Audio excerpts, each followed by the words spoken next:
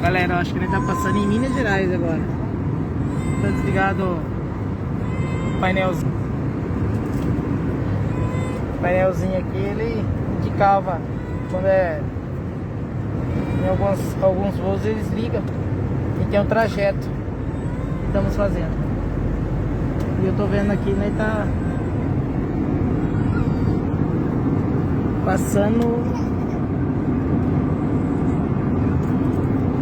região com rio grande ou pra mim é Minas Gerais, estado de Minas Gerais.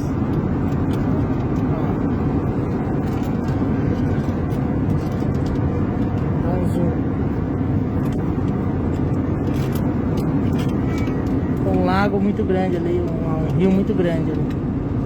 Então eu acho que é Minas Gerais. Acompanhando.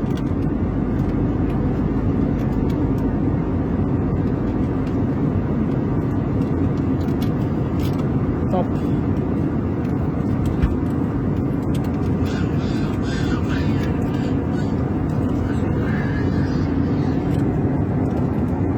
E o céu, né? Maravilhoso.